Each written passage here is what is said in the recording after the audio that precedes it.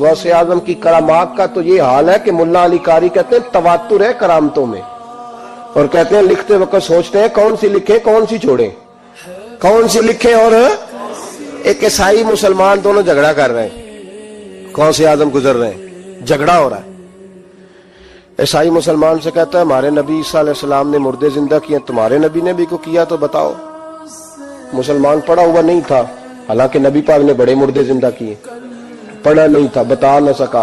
गौसे आजम के कान में आवाज गई तो जाके ईसाई का बाजू पकड़ के झंझोड़ा, फरमाने लगे क्या कहा तुमने, मेरे मुस्तफा ने मुर्दे जिंदे किया तो बताओ। फरमाया तू नबी पाक की छोड़, मैं गुलामों का गुलाम हूं, मैं गुलामों का गुलाम हूं, मुझे बता कौन सा मुर्दा जिंदा करना। तू छोड़ हुजूर की बात ना कर, मैं गुलामों का गुलाम हूं, मुझे बता कौन सा मुर्दा जिंदा करना है। पुरानी कब्र पे ले गया, कहने लगा जी अगर ना हुआ तो। गौसे आजम फरमाने लगे जो तू कहेगा वो मैं करूंगा। तो कहने लगे अगर हो गया तो, अगर तो गौसे आजम कहने लगे ना मेरे खानका पे झाड़ू देना, ना मेरे बर्तन मांजना, ना मेरे घर का सौदा लाना, अगर जिंदा हो गया तो बस मेरे नबी का कलमा पढ़ जाना, बस मेरे रसूल का कलमा पढ़ जाना। अल्लाह अकबर। उसने जो सबसे पुरानी कब्र थी ना, वो कहता है ये हमारे दादा ने भी नहीं देखा था बंदा कौन है। उस कब्र पे खड़ा हो कहने लगा इसको जिंदा करे। तो गौसे आजम रदी अल्लाह तआला अन्हु कब्र के सराहने खड़े हुए तो दुआ करने लगे, कहने लगे मौला अपने लिए नहीं तेरे रसूल के लिए। फिर फरमाया कुम बेइज़्निल्लाह, उठ अल्लाह के हुक्म के साथ। एक औरत कलमा पढ़ती हुई खड़ी हो गई, खड़ी हो गई, और खड़ी होकर उसने पहला जुमला कहा तो कमाल कर दी। कहने लगी मेरे नसीब देखो, मैं बनी इसराइल की थी, अब्दुल कादर तेरे सदके जाऊं, तूने मुझे खड़ा किया है तो अल्लाह ने मुझे मुस्तफा का कलमा पढ़ने की तौफीक दे दी। तेरे कुर्बान जाऊं अब्दुल कादर, तेरी क्या बात है। अब वो बंदा दौड़ दौड़ के गौसे आजम के कदमों में आया, फरमाने लगे ना कलमा मेरे मुस्तफा का पढ़ना है, हुजूर का गुलाम बनना है। ओ भाइयों, हजरत शेख अब्दुल कादिर जिलानी, हुजूर गौसे आजम रदी अल्लाह तआला अन्हु, मामूली बात ना समझना। हुजूर गौसे आजम रदी अल्लाह तआला अन्हु फरमाते हैं मैं कदम न लगाऊं तो अल्लाह विलायत ही न दे। हजरत गौसे पाक जिलानी शेख अब्दुल कादिर रदी अल्लाह तआला, गौसे आजम दरमियाने औलिया चू मोहम्मद दरमियाने अंबिया। गौसे आजम का वलियों में वही मकाम है जो नबियों में रसूल करीम का मकाम है। हजरत गौसे पाक रदी अल्लाह तआला अन्हु को अल्लाह ने बड़े एजाज़ात से नवाजा। एक एजाज़ अल्लाह ने ये दिया कि माँ की तरफ से हुसैनी है, बाप की तरफ से हसनी सैयद, नाना भी अल्लाह के वली, दादा भी अल्लाह के वली, फूफी भी अल्लाह की बहुत बड़ी वली है, बहुत बड़ी वली। वालिद गिरामी, आपने वो सेब वाला वाक़या तो बड़ा ही सुना हुआ है, उस तरफ तो मैं नहीं जाता। माँ भी अल्लाह की बहुत बड़ी वली है। ये अल्लाह ना असबाब बनाता है, खुद माहौल बनाता है। आपके जो वालिद गिरामी थे उनका नाम था अबू साले सैयद मूसा जंगी दोस्त रहमतुल्लाह अलैह। बादशाह के कुछ सिपाही थे जो मटके उठा के जा रहे थे, और मटके थे शराब के भरे हुए, मटके उठा के जा रहे थे। हजरत सैयद मोहम्मद मूसा जंगी दोस्त रहमतुल्लाह अलैह भी करीब से गुजरे। ये क्या है भाई, बदबू से समझ तो गए, तस्दीक के लिए पूछा क्या है। उन्होंने कहा जनाब ये बादशाह का सामान लेके जा रहे हैं। आप तो झंडे वाली गाड़ी को वैसे नहीं ना पूछ सकते, सवाल ही नहीं पैदा होता। आप चूंकि जमहूरी लोग हैं, आपने तो बस दफ्तर बनाना है, जब इलेक्शन होगा ना अपने दरवाजे के सामने सारे मोहल्ले से लड़ाई लेनी है कि वोट मेरे आके दें। फिर ठीक 1.5 महीने के बाद सजदा साफ भी कर जाते हैं, बंदा गलत सी मैंने पता ही नहीं लगा। तो ये पहले सोचना था थोड़ा सा। ऐसे ही बिला वजह इलेक्शन तो रोज कभी कभी आएगा, तो हमने एक जगह तो रोज रहना, एक दूसरों से झगड़े करना और माज़ अल्लाह ताला गीबतें करना, इज्जतें उछालना, ये मुसलमान का शेवा नहीं है। हजरत गौसे पाक के वालिद ने पूछा क्या लेके जा रहे हो। बादशाह का सामान है जी। हाथ में डंडा था, 3 मटके थे शराब के भरे हुए। जोर से एक एक डंडा मटकों पे मारा तो मटके उनके सरों पे टूट गए। बादशाह सलामत, हम सारे तकरीबन बादशाह सलामत होते हैं, ये किसी की जरूरत है मतलब मेरे घर के मामले में मुदाखलत करे। फिर बादशाह लोगों ने जाके बड़ी गीबतें की, बड़ी बड़ी कहानियां सुनाई। उसने तो तोड़ दिया जी मटके आपके। نے کوئی حال نہیں چھوڑا. تو بادشاہ کہنے لگا بلاؤ سید موسیٰ پاک جنگی دوست رحمت اللہ علیہ کو بلا لیا. تو کہنے لگے بادشاہ تمہیں پتا تھا مٹکے کس کے ہیں؟ آپ فرمانے لگے پتا تھا مجھے. کہا کیوں توڑے؟ فرمایا اس لیے توڑے کہ مجھے تیرے اوپر رحم آ گیا تھا. تو اگر شراب پیے گا تو دوزخ میں جلے گا. مجھے رحم آیا تھا میں نے توڑ ڈالے. تو کہنے لگا آپ کون ہیں؟ آپ فرمانے لگے میں محتسب ہوں، میری حساب کتاب لینے کی ڈیوٹی ہے. محتسب ہوں، غلط آدمی کا حساب کروں گا. تو بادشاہ کہنے لگا کس نے ڈیوٹی لگائی آپ کی؟ فرمانے لگے میری ڈیوٹی میرے رب کریم نے لگائی ہے، میری ڈیوٹی اللہ نے لگائی. تأمرون بالمعروف وتنہون عن المنکر، مسلمان کے ذمے ہے اچھائی کا حکم دے گا، برائی سے روکے. یہ ذمہ داری ہے میری، اللہ نے ڈیوٹی لگائی ہے. بادشاہ پہ اتنا روب طاری ہوا کہ کہنے لگا حضور آپ کی بڑی مہربانی، آپ نے یہ کام کیا. کہنے لگا جناب اگر آپ اجازت دیں تو میں بھی آپ کو محتسب نہ بنا دوں، آپ میرے وزیر بن جائیں. کوئی بندہ اس طرح کا کام کرے تو اسے روکیں. تو آپ فرمانے لگے نہیں، تو اپنی نوکری سنبھال کے رکھ، جسے اللہ ڈیوٹی پہ لگائے اسے پھر بندوں کی ڈیوٹیاں نہیں کرنی چاہیے. یہ اعزاز اللہ نے انہیں دیا، یہ شان رب کریم نے عطا کی. ان کے صاحبزادے تھے حضرت غوث پاک جیلانی رضی اللہ تعالی عنہ. اللہ تعالیٰ نے جب کسی شخص سے کام لینا ہوتا ہے تو اللہ اس کے لیے اسباب بھی خود ہی پیدا کر دیتا ہے. علامہ اقبال اپنے استاد کی بڑی قدر کرتے تھے شمس العلماء کی. تو ایک دن حضرت شمس العلماء سے کہنے لگے استاد جی آپ کی مہربانی سے پڑھ گیا ہوں. تو فرمانے لگے پتر تیری کلاس میں تو 250 لڑکا تھا، میری مہربانی تو سب پہ تھی پر سارے تو اقبال نہیں نہ بنے. فرمانے لگے تیرے اندر بھی کوئی خوبی تھی جس کی وجہ سے اللہ نے تجھے یہ اعزاز، کوئی چیز تیرے اندر. اللہ تعالیٰ جب کسی بندے کو نوازتا ہے نا تو بندہ بھی محنت کرتا ہے، لیکن اس کی محنت سے زیادہ اللہ کے فضل کا دخل ہوتا ہے. تو بندے کئی دفعہ کہنے لگ جاتے ہیں بڑی مشقت کی، بڑی محنت کی، کچھ بھی نہیں ہوتا. زیادہ اللہ کے فضل کا انحصار ہوتا ہے. رب جیسے چاہتا ہے ویسے فیصلے دیتا ہے. آپ فرماتے ہیں کہ میں چھوٹا سا تھا، والد انتقال کر گئے، والدہ تھی میری اور ہم 2 بھائی تھے. فرماتے ہیں بچے کھیلنے کے لیے نکلے تو میں بھی ان کے پیچھے کھیلنے نکل گیا. ایک بیل بچوں کے قابو آ گیا. تو بچوں کے قابو کو چیز آ جائے تو پھر وہ اس کا جو حال ہوتا ہے وہ تو ہمیں پتہ ہی، ہم سارے بچے رہ چکے ہیں. تو کہتے ہیں وہ بیل قابو آ گیا، کوئی اس کے کان چھیڑتا، کوئی اس کی دم چھیڑتا، کوئی اس کے سینگ چھیڑتا، کوئی کسی جگہ سے اسے تنگ کرتا. مختلف بچے اس کو نا دم سے پکڑ کے ہلاتے، بیل بھاگتا. حضور غوث پاک فرماتے میں بھی آگے بڑھا اور میں نے جب اس کی دم پکڑ کے ہلائی تو بیل نے میری طرف منہ کیا اور کہنے لگا عبد القادر تو نہ ایسے کر، بول کے کہنے لگا تو نہ ایسے کر، تجھے رب نے ان کاموں کے لیے پیدا نہیں فرمایا. آپ فرماتے مجھے اتنا خوف طاری ہوا، بیل کو بولتے دیکھا تھا پہلی دفعہ، بیل کو. اب میرے سنی کو بھی دلیلوں کی ضرورت ہوتی ہے، دلیل نہ دیں، کسی بزرگ کی بات سنائیں تو سنی بھی تھوڑا تھوڑا دائیں بائیں دیکھتا ہے. یہ شور ایسا ہوا ہے نا، پراپوگنڈا ایسا. میں حدیث پاک سنا دیتا ہوں. رسول کریم صلی اللہ تعالی علیہ وآلہ وسلم فرماتے ہیں ایک شخص نے بیل پہ سواری کر لی تھی. بیل سواری کے لیے نہیں پیدا کیا ہے، سواری کے لیے اونٹ ہیں، خچر ہیں، گھوڑے ہیں، گدھے ہیں. بیل کھیتی باڑی کے لیے. اس شخص نے جب بیل پہ سواری کی تو بیل پیچھے مڑ کے دیکھنے لگا اور کہنے لگا یار تو بڑا بیوقوف ہے. بول کہنے لگا مجھے اللہ نے سواری کے لیے نہیں پیدا کیا، میرے سے وہ کام لے جس لیے میں پیدا کیا گیا ہوں. تو بندہ ڈر گیا، کہنے لگا بڑی حیرانگی والی بات نہیں کہ بیل بولتا ہے. تو بیل پھر بول پڑا. کہنے لگا اس سے بھی زیادہ حیرانگی والی بات ہے. اس نے کہا وہ کیا؟ کہنے لگے مدینے میں نبی پاک آ گئے ہیں اور تو نے ابھی تک کلمہ ہی نہیں پڑھا. یہ اس سے بھی زیادہ حیرانگی والی بات ہے. جامع المعجزات میں حدیث موجود ہے، حضور آ گئے اور تو نے کلمہ ہی نہیں پڑھا. وہ شخص کہتا ہے میں سر پٹ دوڑا، جب آ کے سامنے کھڑا ہوا تو حضور مسکرائے، فرمایا آجا پڑھ لے کلمہ، مجھے پتا ہے تجھے کس نے بھیجا ہے. اللہ والوں کی باتیں مان لیا کریں. میں بڑی ذمہ داری سے کہتا ہوں رب کریم کے کوئی بندوں کی بات کتاب و سنت کے خلاف نہیں ہوتی، وہی تو کتاب و سنت آگے پہنچانے والے ہوتے. تو حضور غوث پاک فرماتے ہیں میں وہ ڈر کے گھر آیا. جب گھر پہنچا تو میرے کانوں میں آواز آ رہی تھی لبیک اللہم لبیک لبیک لا شریک لک لبیک. فرماتے میں چھت پہ چڑھا اور میں نے جیلان میں اپنی چھت پہ کھڑے ہو کے دیکھا. تم حج کے دن تھے، میری سیدھی نظر میدان عرفات پہ گئی. لوگ میدان عرفات میں بیٹھ کے لبیک لبیک پڑھ رہے تھے. پہلے میں وہاں سے ڈر کے آیا، پھر چھت سے ڈر کے نیچے اترا، ماں کو ساری بات بتائی. تو کہتی میری ماں کہنے لگی بیٹے جب تو پیدا ہونے والا تھا تو مجھے بڑی بشارتیں ملتی. فرماتے ہیں ماں نے نا کھولا بکسا صندوق تو 80 دینار نکالے. فرمایا پتر تم 2 بھائی ہو اور تمہارا باپ کل جاگیر 80 دینار چھوڑ گیا. 80 40 تمہارے 40 تمہارے بھائی کے.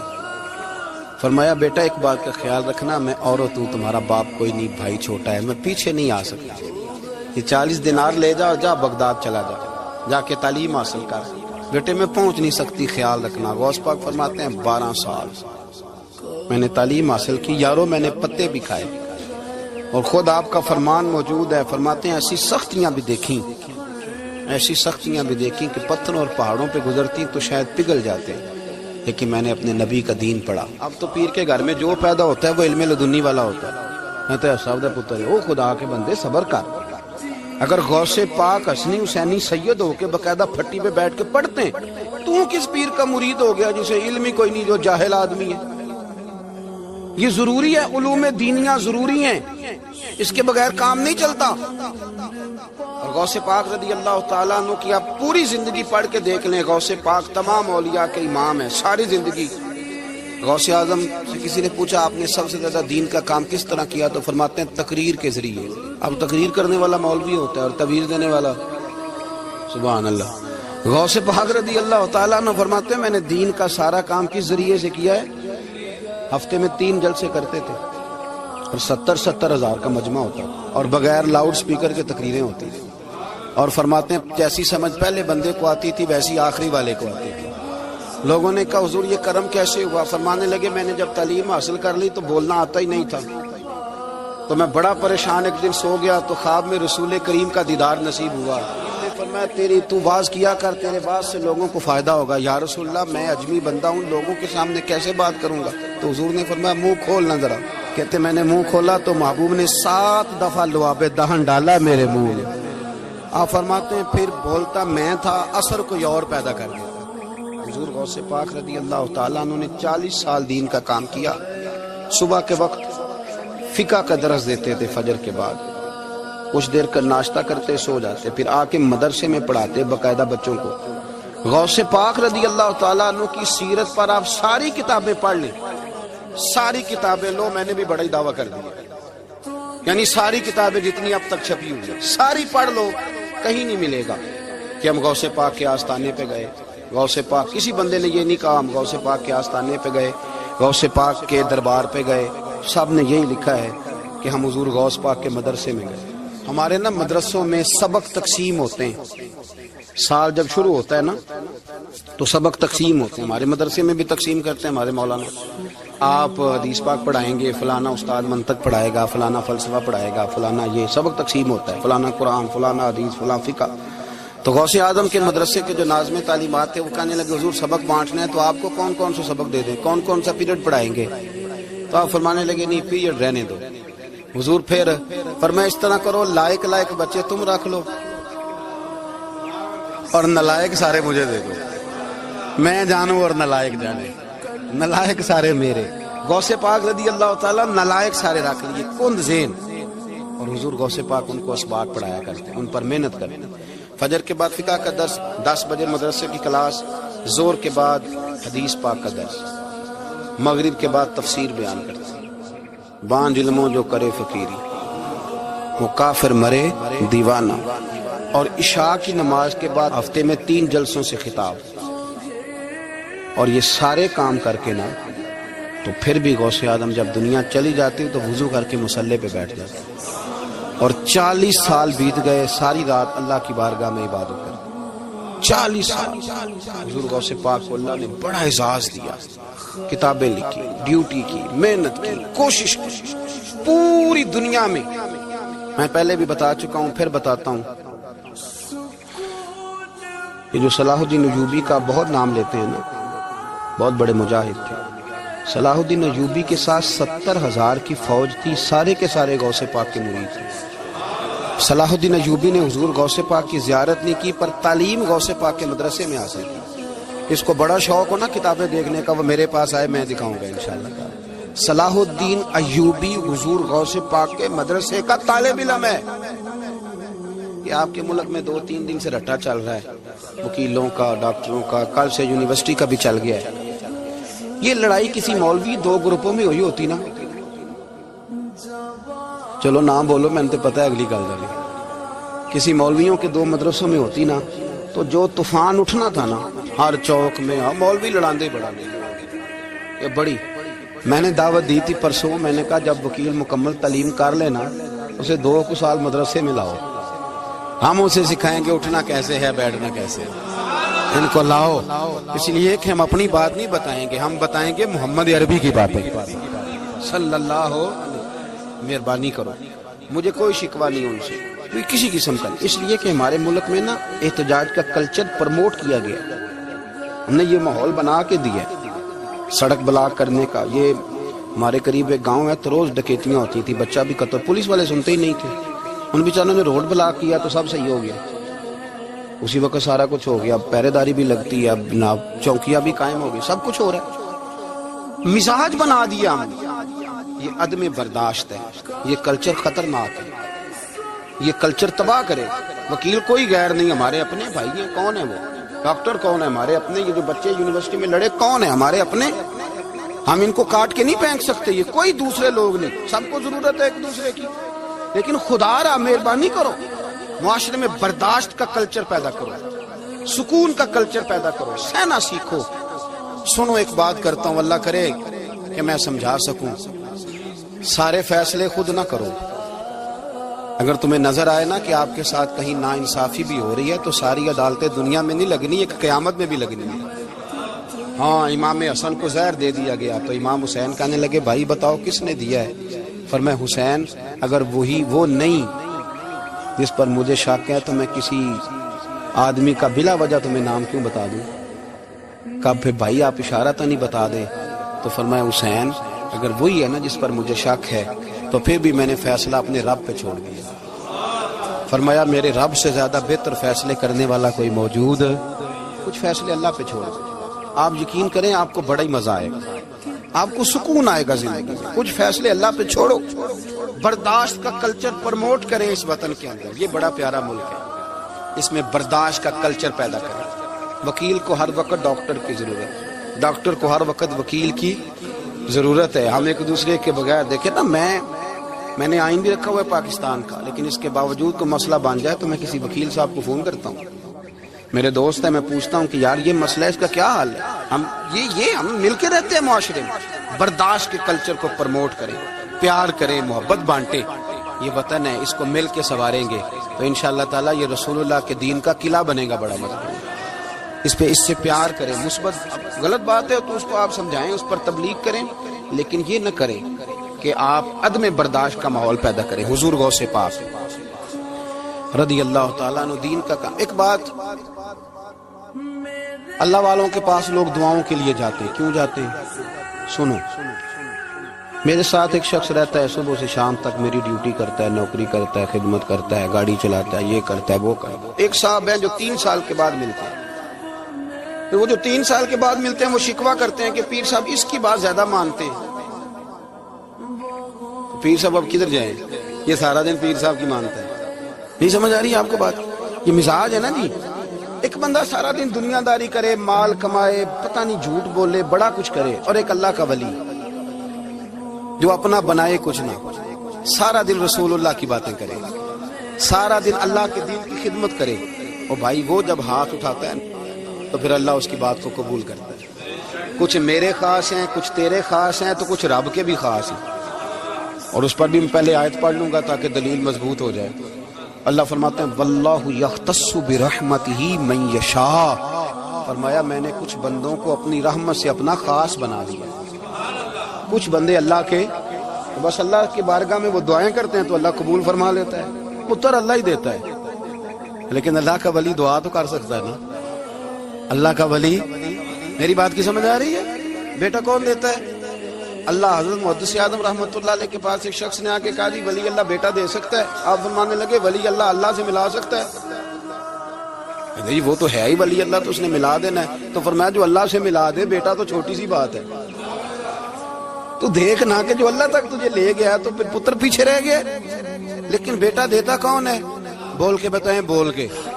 اللہ دیتا ہے۔ دعا کون کرتا ہے؟ اللہ کا ولی۔ دعا کر دیتا. بی بی آ گئی روتی ہوئی غوث پاک کے پاس, کہنے لگی 6 بیٹیاں ہیں. خاوند اور سسر کہتے ہیں کہ 7ویں بھی بیٹی ہوئی تو طلاق دے دیں گے. تھوڑا سا اگر بندہ مالدار بھی ہو تو پھر وہ ہمارا دماغ جہاں مرضی چلتا ہے نا. یہ جہالت آج بھی بہت ساری جگہوں پہ پائی جاتی ہے. تہذیب سکھاتی ہے جینے کا سلیقہ, تعلیم سے جاہل کی جہالت نہیں جاتی.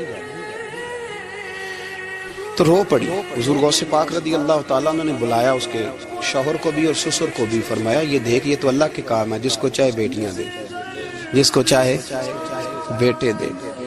تو جو نہیں مانتے پھر غوث پاک کی بھی نہیں مانتے. انہوں نے کہا جی نہیں دی, میں تو نکاح کروں گا. چلے گئے تو غوث پاک کی بارگاہ میں وہ بیٹی اور اس کا باپ اور اس کی ماں پھر آئے, کہنے لگے حضور مہربانی فرمائیں. پھر اللہ کے ولیوں کے پاس ایک قوت ہوتی ہے جس کا نام مصلح ہے. مصلح بہت بڑی طاقت, بہت بڑی. حضور نے فرمایا دعا صلاح المومن, فرمایا دعا مومن کا ہتھیار ہے. یہ مومن جب ہاتھ اٹھاتا ہے تو پھر عرش کا مالک دروازے کھول دیتا ہے کرم کے. حضور غوث پاک نے مصلح بچھا لیا اور رو پڑے, کہنے لگے مالک کریم, اس بی بی کے دل میں کس نے بات ڈالی تھی کہ عبد القادر کے دروازے پہ جا. دیکھیں منانے کا انداز, منانا آتا ہے نا. اللہ کس نے اس کے دل میں بات ڈالی کہ عبد القادر کے دروازے جا, کس نے ڈالی؟ اور مالک اگر تو نہیں ڈالی تھی تو کیا تو اب اپنے عبد القادر کو رسوا کرے گا؟ اگر تو نہیں بھیجا ہے کہ ادھر جا تو اب تو رسوا کرے گا. حضور غوث پاک رضی اللہ تعالیٰ نے دعا مانگ کے چہرے پہ ہاتھ پھیرے, بچی کے سر پہ ہاتھ رکھا, فرمانے لگے پتر جا, مجھے امید ہے اللہ نے 6 بیٹیاں دی ہیں تو 7 بیٹے بھی عطا فرمائے گا. تو بی بی کہتی ہے پھر رب نے فضل فرمایا اور 7 ہی بیٹے عطا فرمائے. پھر 7 ہی بیٹے رب کریم نے دیے. تو جو اللہ کی مان تھا پھر اللہ بھی اس کی. تو اس میں اختلاف کی کیا بات ہے؟ یہ سادی سی بات. ایک بغداد کا سوداگر تھا, بڑا مالدار تھا. اس دن اس نے بغداد کے سارے علماء اور مشائخ کی دعوت پکائی تو غوث پاک کے پاس بھی آیا. کہنے لگا حضور شام کا کھانا ہے. آپ نے اس کا چہرہ دیکھا تو وہ رو پڑا. کہنے لگا بغداد کے پیر انکار نہ کرنا. آپ نے فرمایا تو جا, میں آؤں گا. شاگرد مرید کہنے لگے حضرت جی آپ بڑی مشغولیت تھی شام کو. فرمایا اتنا بڑا آدمی جب رو پڑتا ہے تو لگتا ہے بڑا مجبور ہے, چلیں گے. شام کو جب اس کے دروازے پہ گئے تو کھانا بھی اس نے چنا تو ساتھ اس نے ایک ٹوکرا, ایک صندوق بھی لا کے رکھا, اوپر سے خالی.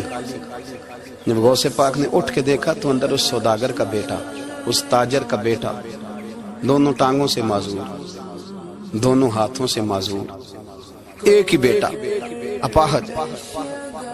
وہ تاجر رو پڑا. کہنے لگا حضور بڑی دنیا جانتی ہے بڑا مال ہے, اور جب تنہا بیٹھتا ہوں تو کھول کے روتا ہوں. وہ بے نیاز ہے نا, ساری زندگی کے بعد ایک بیٹا دیا تو وہ بھی اپاہج ہے. حضور بال سفید ہو گئے. لوگوں کی اولاد بڑھاپے کا سہارا بنتی ہے. میں بوڑھے وقت میں اس کو اٹھا کے پیشاب پخانے کے لیے لے کے جاتا ہوں. بغداد کے عبد القادر سنا ہے جب تو دعا مانگتا ہے تو رب قبول فرما لیتا ہے. تو مہربانی فرما, اگر میرا پتر ٹھیک ہو جائے, میرا زور کوئی نہیں, مالک بے نیاز ہی بڑا ہے, اگر مہربانی ہو جائے. تو غوث پاک نے پھر مصلح بچھایا. مصلح بچھا کے کہنے لگے مالک تو اپنے بندوں کے دل میری طرف کیوں موڑتا ہے, اور اگر موڑتا ہے تو پھر رحمت کی نظر فرما, بندہ نوازی فرما. ایک باپ اتنے رو رو کے آنسو بہا رہا ہے تو کرم نوازی فرما. حضور غوث پاک نے ابھی چہرے پر ہاتھ نہیں پھیرے کہ بچہ اللہ اکبر کہتا ہوا صندوق سے باہر نکل آیا.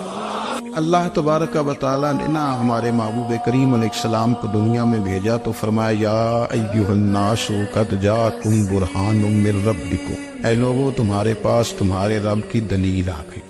اللہ تبارک و تعالیٰ نے محبوب پاک علیہ السلام کو سراپا دلیل بنا کے بھیجا. باقی انبیاء کرام علیہم السلام کے پاس بھی اپنی نبوت کے دلائل کے طور پر بے شمار معجزات تھے, اور حضور کریم علیہ السلام کے تو پورے وجود کو ہی اللہ نے معجزہ بنایا. اور نبی پاک صلی اللہ تعالیٰ علیہ وآلہ وسلم کی نبوت کی دلیلیں, حضور کے رسالت کے مستحکم دلائل جگہ جگہ آپ کو ملیں گے. سب سے پہلی چیز تو یہ سمجھنے والی ہے کہ نبی پاک علیہ السلام نے جس چیز کو سب سے پہلے اپنی نبوت کی دلیل کے طور پر بیان فرمایا وہ حضور کا کردار ہے، سیرت ہے، عمل ہے، حضور کا لوگوں کے ساتھ رویہ ہے۔ نبی پاک علیہ الصلوۃ والسلام کی تبلیغ کے 3 دور ہیں۔ ایک تو حضور نے اپنے قول سے تبلیغ فرمائی، 40 سال کی عمر سے محبوب نے اعلان فرمایا اور تبلیغ کی، اور ایک نبی پاک صلی اللہ تعالی علیہ وسلم بالواسطہ حضور کی تبلیغ ہے جو آج تک جاری ہے۔ امت کے علماء، مشائخ، مبلغین حضور کے دین کو آگے پھیلا رہے ہیں، تو دراصل یہ بھی تبلیغ رسول پاک علیہ السلام ہی کی تبلیغ۔ اور ایک حضور کی تبلیغ کا دور ہے، حضور کی پیدائش سے لے کر ولادت مبارکہ سے لے کر حضور علیہ السلام کے اعلان نبوت تک، اس دوران نبی پاک نے جو تبلیغ فرمائی ہے وہ اپنے کردار سے فرمائی۔ عرب کا وہ معاشرہ جو بڑا میلا کچیلا گدلا ہو چکا تھا، جس کے اندر سراسر مادہ پرستی کا زور تھا، جس کے اندر لوگ انسانوں کی خرید و فروخت کرتے تھے، جس کے اندر بیٹیوں کو زندہ دفن کر دیتے تھے، جس کے اندر جو آدمی جتنا زیادہ مضبوط ہوتا تھا اتنا زیادہ لٹیرا بن جاتا تھا، اس معاشرے کے اندر رسول کریم علیہ السلام نے 40 سال گزارے، اور اس طرح گزارے کہ جو بیگانے بھی تھے وہ بھی کہا کرتے تھے یہ صادق ہے، یہ امین ہے۔ اور جب حضور نے اعلان نبوت کیا تو فرمایا، یہ قرآن مجید کے لفظ ہے، فرمایا فَقَدْ لَبِثْتُ فِيكُمْ عُمَرًا مِّن قَبْلِهِ أَفَلَا تَعْقِلُونَ، میں تمہارے بیچ عمر کا ایک حصہ گزار چکا ہوں، تمہیں عقل نہیں ہے، شعور نہیں ہے۔ نبی کریم علیہ السلام نے اپنے کردار کو، اپنے عمل کو اپنی نبوت کی دلیل کے طور پر بیان فرمایا۔ وہ تو حضرت حلیمہ بھی فرماتی ہیں نا، جب میں نبی کریم علیہ السلام کو اپنے گھر لے گئی تو میرا اپنا بچہ بھی دودھ پیتا تھا، 2 میرے بیٹے ہو گئے، ایک میری یہ نسلی اولاد اور حضور میری رضائی اولاد۔ تو کہتی ہے جب میں کریم محبوب علیہ السلام کو اپنے سینے سے لگاتی تھی تو حضور میرے ایک پستان سے دودھ پیتے تھے اور دوسرا اپنے بھائی کے لیے چھوڑ دیا کرتے۔ یہاں سے رسول کریم علیہ السلام نے کردار کے ذریعے تبلیغ اور پھر اعلان نبوت سے پہلے ایک تنظیم عرب کے جوانوں پر، عرب کے سرداروں پر مشتمل بنائی گئی، جس میں نبی کریم علیہ السلام نے بڑا حصہ لیا، سرکار نے، اور بڑے اہم لوگوں کو شعور حضور نے عطا فرمائے۔ وہ اس جماعت کا فیصلہ تھا کہ ہم سارے جوان، سارے بڑے لوگ ملیں گے، یہ حضور کے اعلان نبوت سے پہلے کی بات ہے، ہم بڑے لوگ ملیں گے، کسی بڑے کو کسی چھوٹے پر ظلم نہیں کرنے دیں گے، کسی آدمی کو کسی غریب کا حق نہیں کھانے دیں گے۔ حضور علیہ السلام نے نا اپنی کردار سے، اپنے عمل سے، اور آپ کا جو عمل ہوتا ہے نا وہ اصل ہوتا ہے، ایک ہوتا ہے آپ کوئی بات کرتے ہیں اور ایک ہوتا ہے کہ آپ کوئی عمل کرتے ہیں۔ آپ جب عمل کرتے ہیں تو عمل کے ذریعے بھی لوگوں تک بات پہنچتی ہے کہ دراصل آپ کا اٹھنا بیٹھنا چلنا پھرنا کیا ہے۔ میرے رسول کریم علیہ السلام کا اٹھنا بھی ایک نبی کا، بیٹھنا بھی ایک نبی کا، بات کرنا بھی ایک نبی کا، معاملات زندگی کرنا بھی ایک نبی کا، لین دین کرنا بھی ایک نبی کا۔ ایک شخص کہتے ہیں میں نے اعلان نبوت سے پہلے حضور علیہ السلام سے کوئی چیز خریدی تھی اور میں نے عرض کیا تو آپ یہاں تشریف رکھے، میں پیسے لے کے آتا ہوں، میں 3 دن کے بعد آیا۔ دیکھو یہ بات کرنی کتنی آسان ہے، بولنی کتنی آسان ہے، پر 3 دن یہاں میرے بھائی کو کسی شخص کو 2 گھنٹے انتظار کرنا پڑ جائے تو لوگ کہتے ہیں الانتظار وشد من القتل، یہ تو قتل سے زیادہ تکلیف والا معاملہ ہے منتظر رہنا کسی کا۔ کہتے 3 دن کے بعد میں آیا تو میرے رسول کریم وہی تشریف فرمایا۔ بس اتنا فرمایا یار تم نے مجھے بڑی تکلیف میں ڈال دیا، 3 دن ہو گئے یہاں رکے ہوئے۔ تو حضور نے اپنے کردار کو، اپنے عمل کو، اپنے معاملات کو سب سے پہلے اپنی نبوت کی دلیل کے طور پر پیش کیا۔ اسی لیے کیا خوب کہا تھا کہ جو تیری جان کے دشمن ہے وہ بھی کہتے ہیں، بظاہر تو آئے ہیں نا ہجرت کی رات جان لینے، لیکن امانتیں حضور کے گھر میں رکھی ہوئی ہیں، امانتیں کاشانہ نور پہ پڑی ہے۔ وہ جو تیری جان کے دشمن ہے وہ بھی کہتے ہیں کہ امین تو ہے اور صداقت کی آبرو تو ہے۔ تو پہلے کردار، پھر دوسری بات، اللہ تعالیٰ نے اپنے محبوب علیہ السلام کو اپنا مطلق نائب بنا کر، اپنا محبوب اعظم بنا کر، ایسے ہی سارے انسانوں کے بارے میں کہا وَإِذْ قَالَ رَبُّكَ لِلْمَلَائِكَةِ إِنِّي جَاعِلٌ فِي الْأَرْضِ خَلِيفَةً، میں زمین میں اپنا نائب بنانے والا ہوں۔ لیکن حضور علیہ السلام تو محبوب ہے نا، حضور کی نیابت تو محبوبیت کے درجے پر فائز ہے۔ تو رسول پاک کو رب کریم نے اس طرح کا بنا کے بھیجا کہ حضرت عبداللہ ابن رواحہ رضی اللہ تعالیٰ عنہ بیان فرماتے ہیں کہ اگر حضور کوئی معجزہ نہ بھی دکھاتے، نبی کریم علیہ السلام سے کوئی اعجاز لوگ نہ بھی دیکھتے، تو محبوب کا تو چہرہ ہی اس طرح کا تھا، لوگوں نے دیکھتے جانا تھا اور کلمہ پڑھتے جانا تھا۔ لیکن باوجود اس کے میرے رسول پاک کا اعجاز یہ ہے، کمال یہ ہے کہ حضور کبھی اشارہ کر دیں تو چاند دو ٹکڑے ہو جائے، کبھی دعا مانگ دیں تو ڈوبا ہوا سورج واپس آ جائے، کبھی محبوب گزرنے لگے تو پتھر آپ پر سلام پڑے، کبھی حضور پہاڑ پر چڑھ جائے تو پہاڑ وجد میں آ کر جھومنے لگے، محبوب کا کبھی نماز پڑھاتے ارادہ بن جائے تو اللہ تعالیٰ قبلے کا رخ ہی تبدیل فرما دے۔ کیا خوبصورت سوچ ہے اور کیا نظریہ دیتے ہیں بریلی کے امام، فرماتے اجابت کا جوڑا عنایت کا صحرا دلہن بن کے نکلی دعائے محمد، اور اجابت میں جھک کر گلے سے لگایا بڑی ناز سے جب دعائے محمد،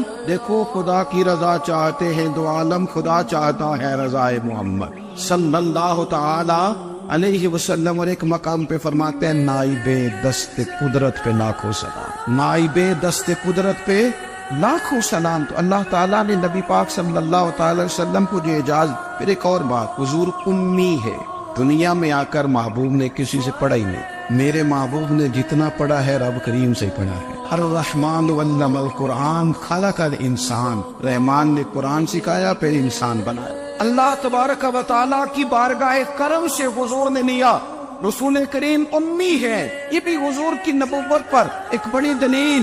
دیکھو ایک ہوتا ہے کوئی آدمی بچپن سے کسی چیز سے شغف رکھے اور جب اس کی عمر بڑی ہو جائے تو کہتے ہیں اس کا تجربہ بڑا ہو گیا، یہ پہلے کچھ شعر کہتا تھا، کوئی ادبی جملہ کہتا تھا، تو اب اس کی یہ کام کرتے کرتے عمر بڑی ہو گئی ہے تو رسوخ حاصل ہو گیا۔ 40 سال کی عمر مبارک تک نبی کریم نے ایک شعر بھی نہیں کہا، حضور علیہ الصلوۃ والسلام نے کبھی کوئی ایسی بات، ویسے تو حضور کی ہر بات حکمت والی، لیکن جس کو عرب کے لوگ اپنے لہجے میں شاعری یا اپنے لہجے میں ادب کہتے تھے وہ حضور نے بیان نہیں فرمایا۔ لیکن جب 40 سال کی عمر میں اعلان نبوت کیا تو پھر بڑے بڑے فصیح و بلیغ، بڑے بڑے سیانے طفیل بن عمر کہتے ہیں کہ اس شخص کو بھی میں نے دیکھا جسے بڑا ناز تھا اپنی فصاحت اور بلاغت پر، اور جب وہ حضور کے پاس آیا اور اس نے آ کے کچھ باتیں کی تو محبوب خاموشی سے سنتے رہے، اور جب وہ چپ کر گیا تو میرے کریم نے صرف سورہ فاتحہ پڑھی، کبھی اٹھتا تھا، کبھی بیٹھتا تھا، کبھی غور کرتا تھا، کبھی دائیں جاتا تھا، کبھی بائیں جاتا تھا، پھر کہنے لگا بتاؤ نا کلام کس کا ہے؟ فرمایا اس رب کا،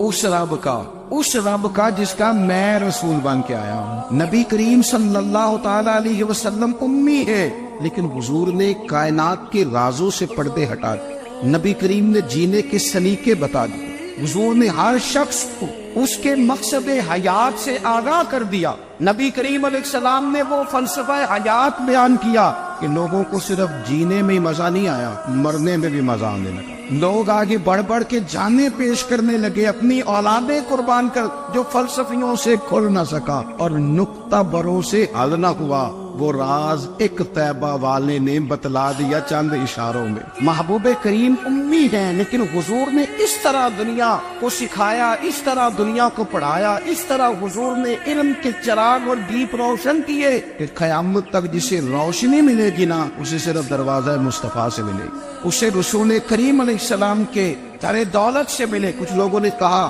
کہ اپنے پاس سے آیات بنا کے لاتے، اپنے گھر میں بیٹھ کے دعوے کر لینا تو کوئی مشکل کام نہیں نہ ہوتا، سارے لوگ ہی کر لیتے، بلکہ وہ ہمارے ایک بزرگ کہا کرتے تھے خیالی پلاؤ پکائیے کہ وہ کدے بھی کٹ نہ پائیے، کیونکہ کون سا پیسوں کا ڈالنا ہے، زیادہ ڈالیں ہم اور زیادہ ڈالیں۔ بہت سارے لوگ ہیں آج بھی کچھ لبرل ہیں بیچارے، کچھ دین بیزار طبقہ ہے، وہ کہتے ہیں جناب ہمیں تو جدید باتیں بتائیں، ہمیں تو نئے اسلوب کے مطابق لے کے چلے، ہمیں تو او بھائی سن، میرے نبی پاک علیہ السلام نے فرمایا میرا قرآن کبھی پرانا نہیں ہو، اسے پڑھ کے دیکھ، اس کی جدت کا حسن دیکھ، یہ تو کھلا ہوا باغ ہے، تو ایک دفعہ اس کے قریب آئے گا تو خوشبو ملے گی، دوسری دفعہ آئے گا تو اس سے زیادہ تازی ملے گی، ایک دفعہ پھل کھائے گا تو مزیدار ہوگا، دوسرا کھائے گا ہو سکتا ہے شکل ملتی جلتی ہو لیکن ذائقہ بڑا نرالا ہوگا۔ تو آ تو صحیح نا، جب کچھ لوگوں نے کہا یہ خود سے بنا کے آیات لاتے ہیں تو فرمایا وَإِن كُنتُمْ فِي رَيْبٍ مِّمَّا نَزَّلْنَا عَلَىٰ عَبْدِنَا فَأْتُوا بِسُورَةٍ، اگر تمہیں کوئی شک ہے اس میں جو ہم نے اپنے بندہ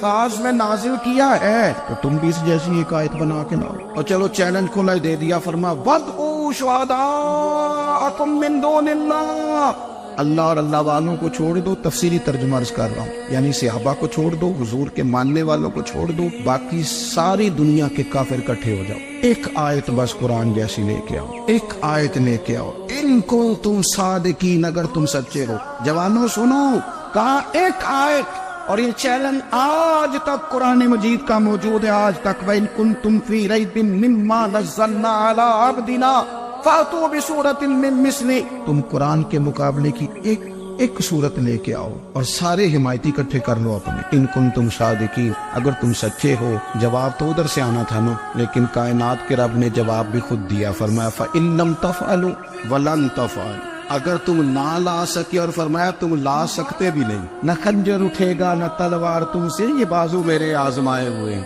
وَلَن تَفْعَلُوا، تم لا بھی نہیں سکتے، فَاتَّقُوا النَّارَ الَّتِي وَقُودُهَا النَّاسُ وَالْحِجَارَةُ، پھر اس آگ سے ڈر جاؤ جس کا ایندھن آدمی اور پتھر ہے۔ اعدت للکافرین، بنائی کافروں کے لیے، مومنوں کے لیے تو رب نے جنت بنائی ہے۔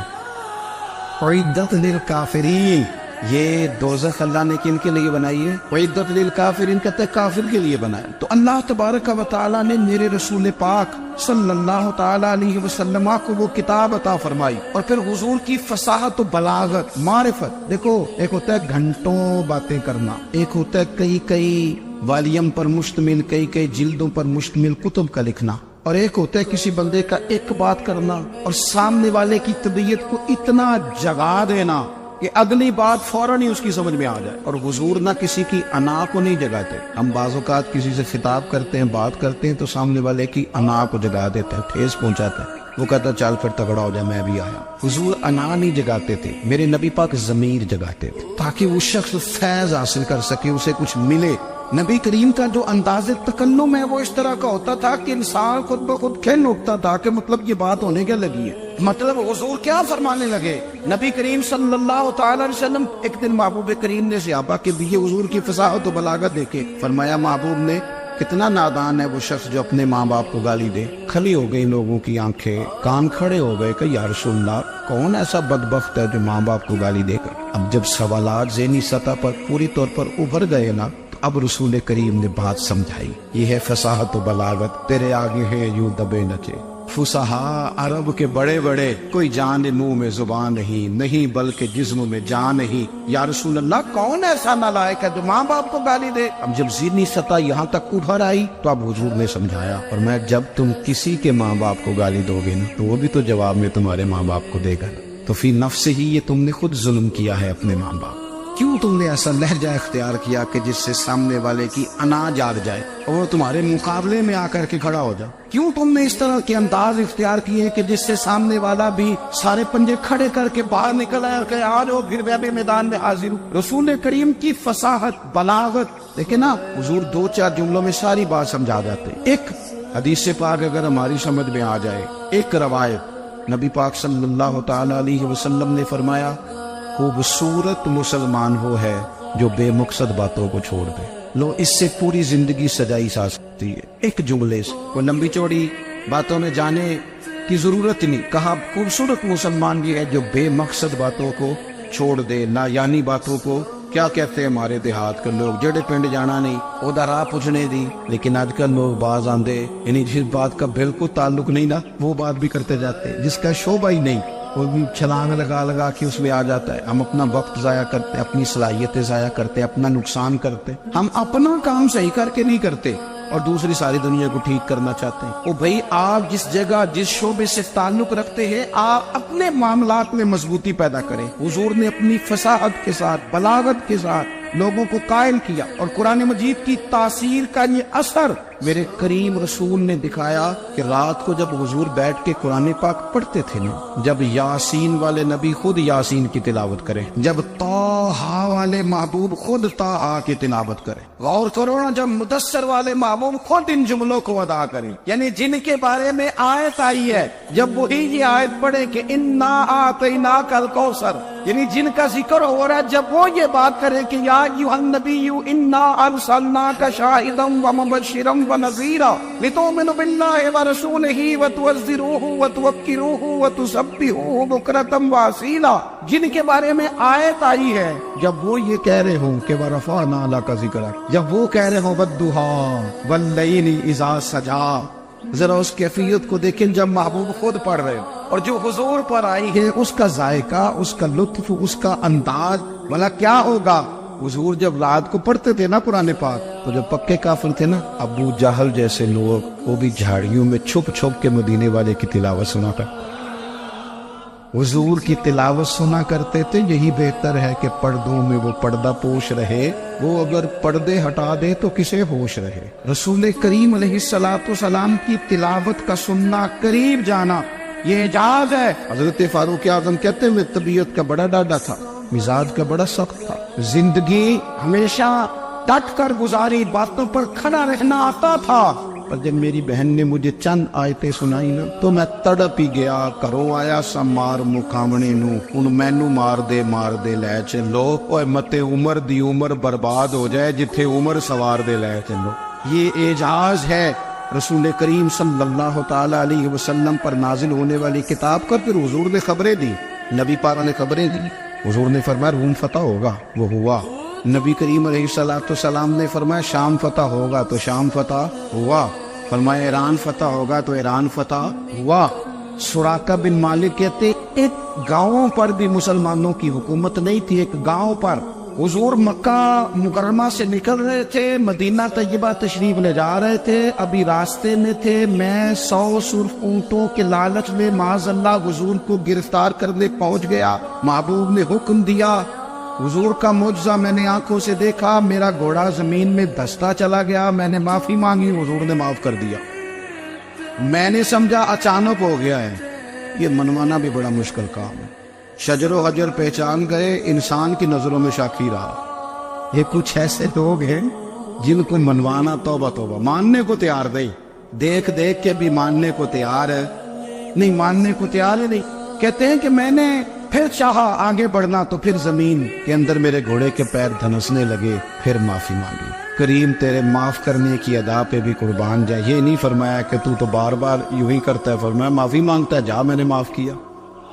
کہتے ہیں 3 دفعہ میں آگے بڑھا، 3 دفعہ حضور نے معاف کیا، تو مسکرا کے فرمانے لگے تو یہاں مجھے گرفتار کرنے آیا ہے، وہ کیسر روم کا علاقہ فتح ہوگا، وہ کنگن جو پہنتا ہے نا ہاتھوں میں، بادشاہ کے کنگن معروف ہیں، وہ تیرے ہاتھوں میں آئیں گے۔ اللہ کرے آپ سمجھے، یہ جو لوگ ڈری ڈری سہمی اور ہمارے بچے مایوسی کی معاذ اللہ باتیں کرتے ہیں، وہ دیکھیں حضور کس طرح کی گفتگو فرماتے ہیں۔ ابھی ایک گاؤں پر بھی اسلام کی حکومت نہیں، لیکن حضور کا خبر دینے کا انداز، کریم فرمانے لگے وہ کیسر روم کے جو کنگن ہوں گے وہ تیرے ہاتھوں میں آئیں گے۔ جناب سراقہ بن مالک فرماتے ہیں کہ میں مسلمان ہو گیا، حضور کا وصال ہو گیا، کنگن نہیں آئے۔ حضرت ابوبکر صدیق کا وصال ظاہری ہو گیا، کنگن نہیں آئے۔ جناب عمر کا دور آ گیا، سراقہ بوڑھے ہو گئے۔ کوئی بندہ پوچھتا نا کہ اب تو عمر ڈھل گئی ہے، زندگی کا پتہ نہیں، کہنے لگے نہیں میں نہیں جاتا، جب تک کنگن نہیں آتے اسرائیل کوئی نہیں آئیں گے، کیونکہ ساڈے نبی دی زبان، ساڈے واسطے قرآن، جو دن کو کہہ دیا دن ہے تو دن نکل آیا، جو شب کو کہہ دیا شب ہے تو رات ہو کے رہی، اور خدا نے ان کی زبان کو وہ اختیار دیا، جو نکلی منہ سے ان کے وہ بات ہو کے رہی۔ فاضل برینوی کا تو انداز ہی پھر انوکھا ہے نا، وہ تو کہتے ہیں وہ زبان جس کو سب کن کی کنجی کہے، جس کو سب کن کی کنجی کہے، اس کی نافذ حکومت پہ لاکھوں سلام۔ کہنے لگے نہیں آتے حضرت اسرائیل، فکر نہ کرو، بوڑھے ہو گئے تھے، نکلنے گھر سے بند کر دیا تھا، حضرت عمر کا دور تھا، کنگن آ گئے۔ حضرت فاروق اعظم نے ان کے پوتوں سے، نواسوں سے، بچوں سے کہا جاؤ بلا کے لاؤ، کا دادا جان بوڑھے ہیں، فرمایا تم کان میں کہہ دینا کنگن آ گئے، پھر تم دیکھنا تو صحیح کر۔ حضرت سراقہ آئے، حضور نے جو خبریں دی، نبی پاک علیہ السلام نے جو گزشتہ قوموں کے احوال بیان کیے، اور پھر میرے نبی پاک علیہ السلام نا دنیا میں عزتیں دینے آئے۔ یہ مزاج ہمیں کم کرنا چاہیے، یہ جو ہم ساری زندگی اس کام میں لگا دیتے نا کسی کو نیچا کیسے دکھانا ہے، یہ انداز حضور نے نہیں ہمیں دیا۔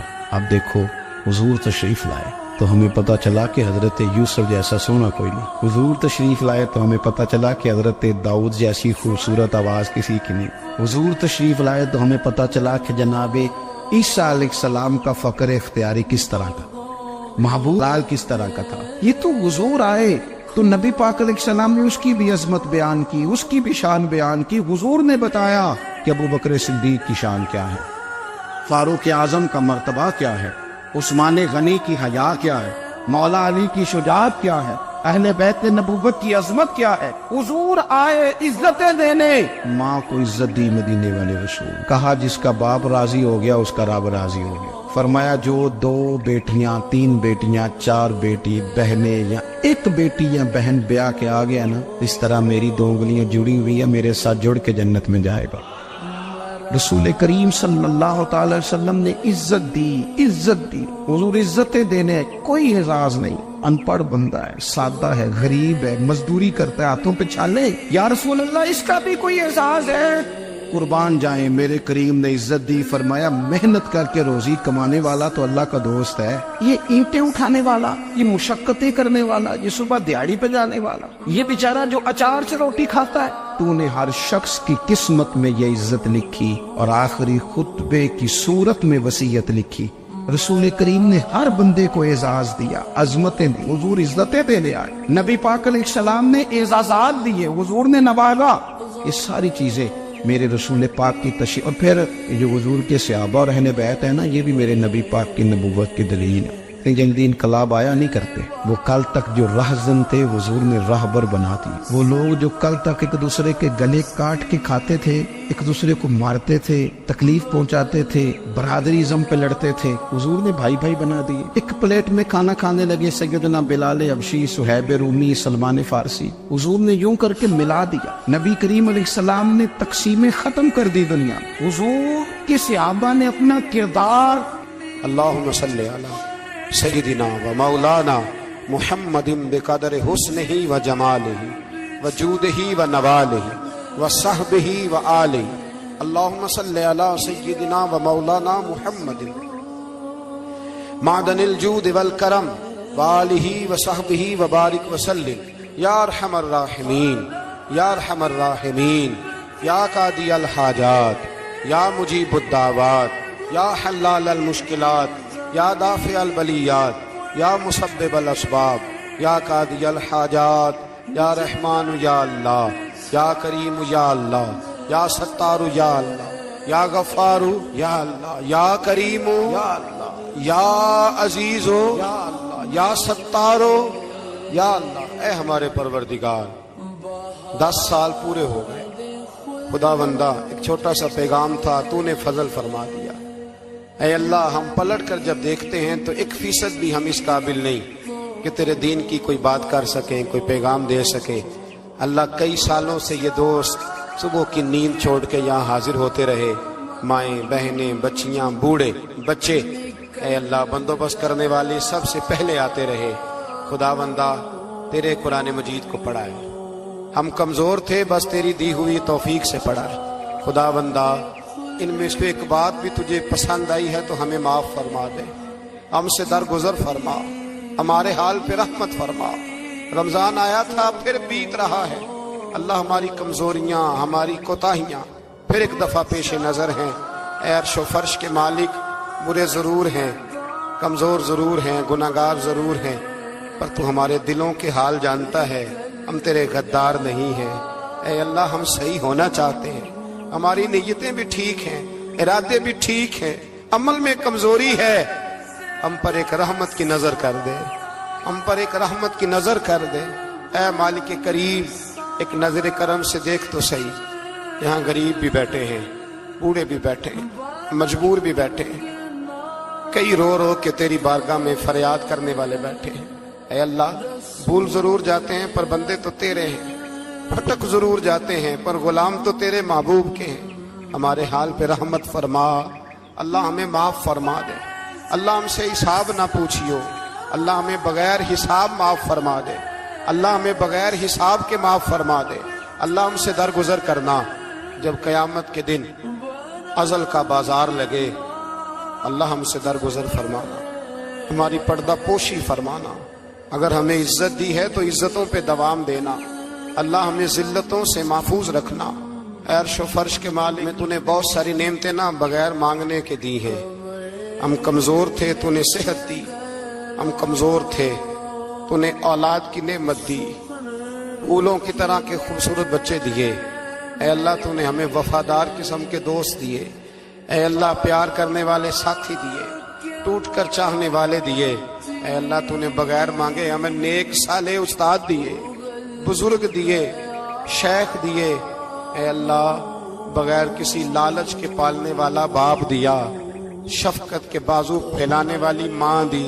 ہم تیرا شکر ادا نہیں کر سکے، اللہ ہمیں شکر کی توفیق عطا فرما دے، اللہ ہمیں شکر کی توفیق عطا فرما دے، اللہ ہمیں شکر کی توفیق عطا فرما دے۔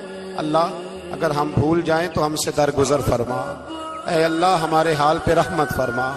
میں صبح دیکھتا رہا کس طرح بوڑھی مائیں گاڑیوں میں بیٹھ کے آتی ہیں، بہنیں گاڑیوں میں بیٹھ کے آتی ہیں۔